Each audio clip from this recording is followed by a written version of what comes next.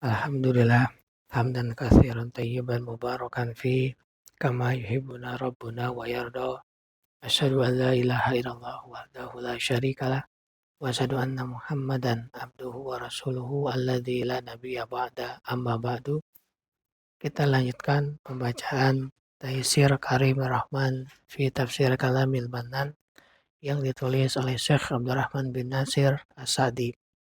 Masuk kita pada tafsir Quran surat Al-Anbiya ayat yang ke-48 sampai dengan 50. Ayat yang ke-48. A'udzubillahi minasyaitonirrajim. Walaqad ataina Musa wa Haruna furqana wa diya'an wa dzikra lil muttaqin. Dan sesungguhnya telah kami berikan kepada Musa dan Harun kitab Taurat dan penerangan serta pengajaran bagi yang bertakwa. Tafsir ayat yang ke-48. Kerap kali Allah memadukan antara dua kitab agung ini, yang mana alam semesta ini tidak pernah menunjukkan kitab yang lebih utama, lebih agung penyebutannya, lebih mengandung berkah, dan lebih besar muatan hidayah dan penjelasannya bagi umat manusia daripada keduanya. Dua kitab tersebut yakni Taurat dan Al-Quran. Allah memberitahukan bahwa Dia memberi Al-Furqan, kitab yang membedakan kepada Musa sebagai orang inti dan Harun sebagai pengikut, yaitu Taurat yang membedakan antara kebenaran dan kebatilan, petunjuk dan kesesatan. Ia merupakan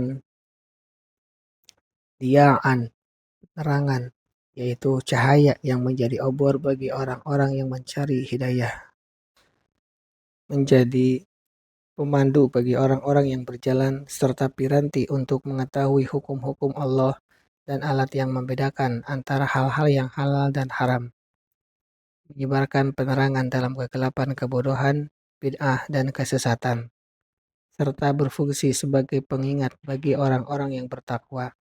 Dengan itu, mereka mengingat hal-hal yang bermanfaat dan hal-hal yang berbahaya bagi mereka, dan mengingat-ingat kebaikan dan kejelekan. Allah mengkhususkan penyebutan orang-orang bertakwa dalam konteks ini karena mereka itulah pihak-pihak yang meraup manfaat darinya dalam bentuk ilmu maupun amalan. Tafsir ayat yang ke-49. Alladzina yakhshawna rabbahum bil ghaibi wa hum minas sa'ati musfiqun. Itu orang-orang yang takut akan azab Rabb mereka sedang mereka tidak melihatnya, dan mereka merasa takut akan tibanya hari kiamat. Tafsir ayat yang ke-49. Selanjutnya Allah menerangkan siapa orang-orang yang bertakwa itu. Allah berfirman, alladzina yakhshawna rabbahum bil ghaibi, yaitu orang-orang yang takut akan azab Rabb mereka sedang mereka tidak melihatnya. Maksudnya mereka takut kepada Allah saat mereka sendirian. Tidak ada pandangan orang lain yang mengarah kepada mereka, sehingga pasti saat bersama orang lain akan lebih takut kepada Allah.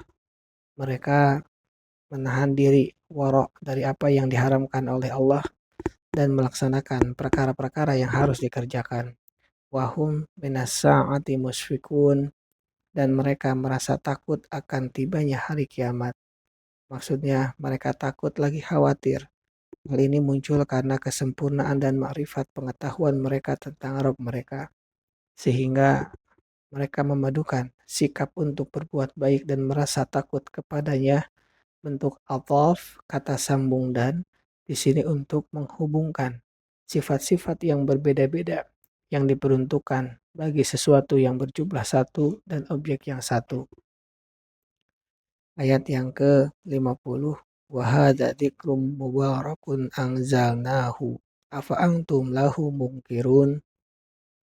Dan Al-Quran ini adalah suatu kitab peringatan yang mempunyai berkah yang telah kami turunkan. Maka mengapakah kamu mengingkarinya? Tafsir ayat yang ke-50. Wa hadza, dan ini yaitu Al-Quran, dzikrum mubarakun anzalnahu, adalah suatu kitab peringatan yang mempunyai berkah yang telah kami turunkan. Allah menyifatinya dengan dua sifat agung. Pertama, sebagai pengingat. Dengan itu semua tuntutan agama menjadi tidak terlupakan.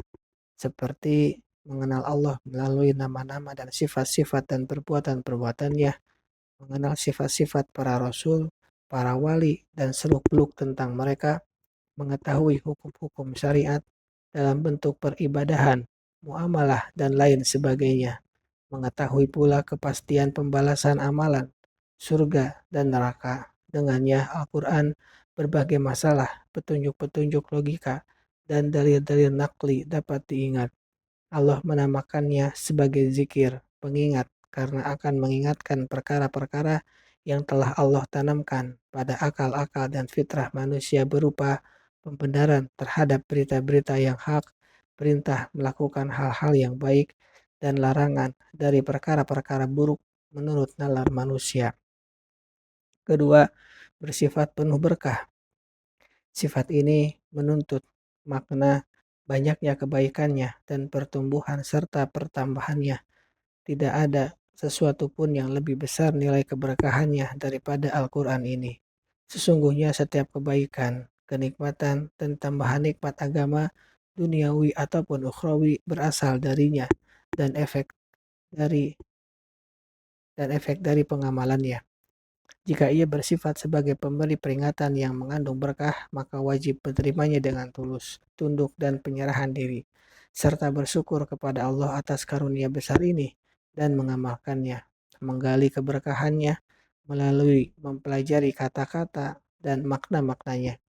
Sementara sikap menyikapinya dengan sifat-sifat yang berlawanan dengan keadaan ini, seperti berpaling darinya, mengabaikannya, mengingkarinya, dan tidak mengimaninya merupakan bentuk kekufuran yang sangat besar, kebodohan dan tindakan aniaya yang sangat fatal. Oleh sebab itu, Allah Ta'ala mengingkari orang-orang yang mengingkari Al-Quran. Allah berfirman, "Afa antum lahu mungkirun?" Maka mengapakah kamu mengingkarinya? Subhanaka Allahumma wa bihamdika asyhadu an la ilaha illa anta astaghfiruka wa atubu ilaik. Assalamualaikum warahmatullahi wabarakatuh.